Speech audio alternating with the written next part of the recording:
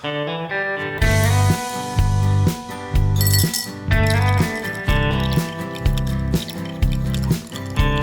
Friends, welcome to Madras சமையல்.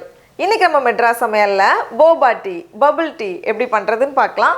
இது பண்ணுறதுக்கு நம்ம வந்து கடையில் வாங்கக்கூடிய போபா பயன்படுத்த போகிறதில்ல, வீட்டிலையே ஃப்ரெஷ்ஷாக எப்படி சூப்பராக பண்ணுறதுன்னு பார்க்கலாம். அதுக்கு வந்து நமக்கு கிழங்கு மாவு வேணும், மரவள்ளி கிழங்கோட மாவு வேணும். இது வந்து மோஸ்ட்லி எல்லா மளிகை கடையிலையும் கிடைக்கும். ஃபஸ்ட்டு வந்து நம்ம வெள்ளை பாகு தயார் பண்ணி வச்சிடலாம். அதுக்கு வந்து ஒரு பேனில் 1/2 கப் வெல்லம், நான் வந்து பவுட்ரு பண்ண வெல்லம் எடுத்திருக்கேன். இது வந்து கிட்டத்தட்ட 75 கிராம் இருக்குது. கூடவே 6 டேபிள் ஸ்பூன் போல் தண்ணி சேர்த்துக்கோங்க. தண்ணி அதிகமாகிடுச்சுன்னா மாவு வந்து அதிகமாக தேவைப்படும். அதனால தண்ணி வந்து 6 டேபிள் ஸ்பூன் தண்ணி சரியாக இருக்கும். வெல்லம் கரைஞ்சாலே போதும். நம்ம ரொம்ப நேரம் வேக வச்சிட்டோம் அப்படின்னா தண்ணியெல்லாம் எவாப்ரேட் ஆயிரும், ஆவியாகிரும். அப்புறமா நம்ம மாவு சேர்க்கும் போது தண்ணி பற்றாமல் போயிடும். அதனால் கரைஞ்சதுமே ஆஃப் பண்ணிவிட்டு வடிகட்டிடலாம். பாகு தயாராக இருக்குது. அடுத்தது இதில் வந்து நம்ம மாவை சேர்த்து மிக்ஸ் பண்ணணும்.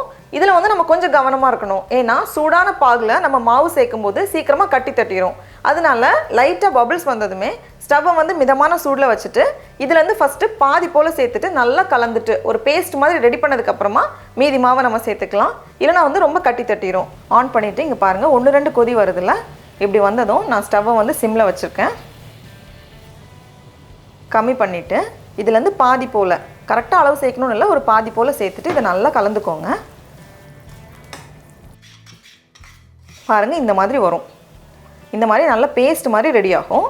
அதுக்கப்புறமா மீதி இருக்கிற மாவையும் சேர்த்துட்டு, மாவை சேர்த்ததுக்கப்புறமா ஸ்டவ் ஆஃப் பண்ணிக்கோங்க. இல்லைனா சூட்லேயே இருந்துச்சு அப்படின்னா தண்ணி பற்றாமல் போயிடும். நான் வந்து எல்லா மாவையும் சேர்த்தாச்சு.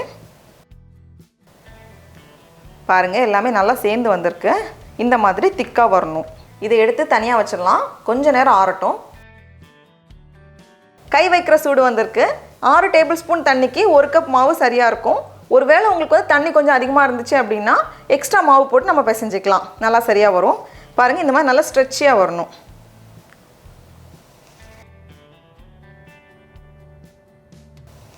இப்போ இதை வந்து ஒரு பவுலில் மாற்றிட்டு ஒரு 2 நிமிஷம் பிசைஞ்சு வச்சிடலாம் நம்ம.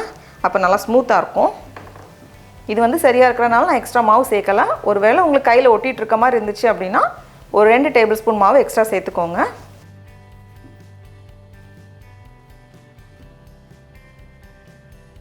நல்லா பிசைஞ்சாச்சு. இனி இதை வந்து நம்ம சின்ன சின்ன பந்தாக உருட்டணும். ரொம்ப பெருசாக உருட்டிடாதீங்க. ஜவ்வரிசியை விட கொஞ்சம் பெருசாக இருக்கணும். இந்த சைஸ்க்கு இருந்தால் சரியாக இருக்கும். உருட்டி வச்சிடலாம். கொஞ்சம் டைம் ஆகும். எப்போவுமே இது உருட்டி வைக்கும்போது கீழே வந்து கொஞ்சம் மாவு தேய்ச்சிக்கோங்க. ஏன்னா இது வந்து சில நேரம் ஒட்டிகிட்ருக்கும். பாருங்கள், இந்த சைஸ் சரியாக இருக்கும். இந்த மாதிரி எல்லாத்தையுமே உருட்டி வச்சிடலாம்.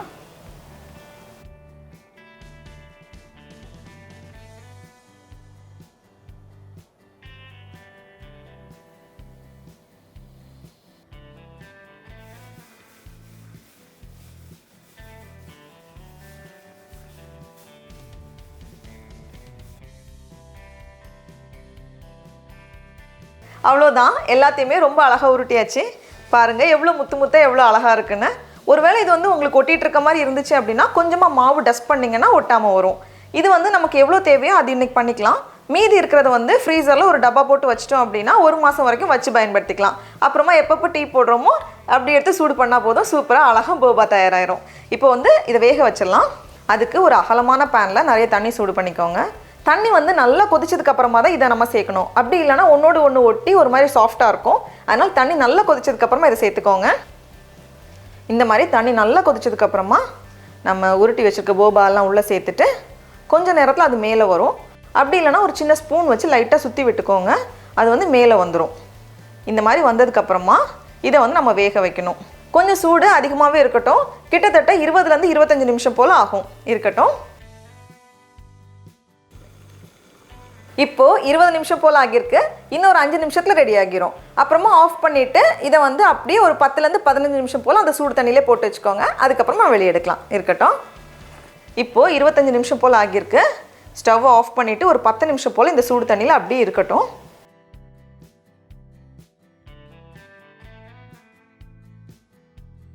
ரெடியாக இருக்குது. இனி இதை வந்து ஒரு அரை மணி நேரம் போல் வெள்ளைப்பாகு அப்படி இல்லைனா தேனில் நம்ம ஊற வச்சுக்கலாம்.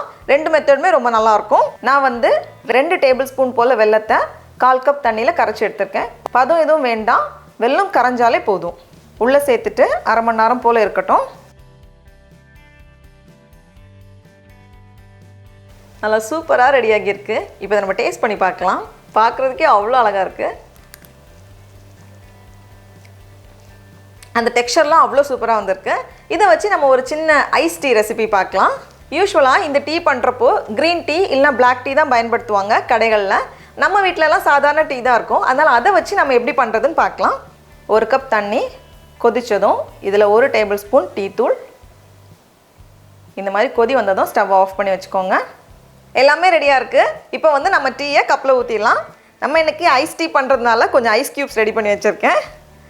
டம்ளரில் ஃபஸ்ட்டு தேவையான அளவு போபா சேர்த்துக்கலாம். அதுக்கப்புறமா கொஞ்சம் ஐஸ் க்யூப்ஸ்.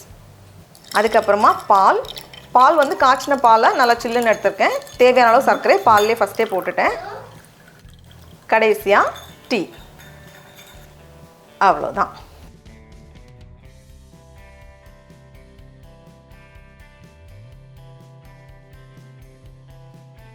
டடா, நம்மளோட போபா டீ எவ்வளோ அழகாக அட்டகாசமாக தயாராகிடுச்சு பாருங்கள். இது குடிக்கிறது கொஞ்சம் பெரிய ஸ்ட்ரா வேணும், அப்போ தான் அந்த போபாலாம் உள்ளே வரும். நம்ம டேஸ்ட் பண்ணி பார்க்கலாம்.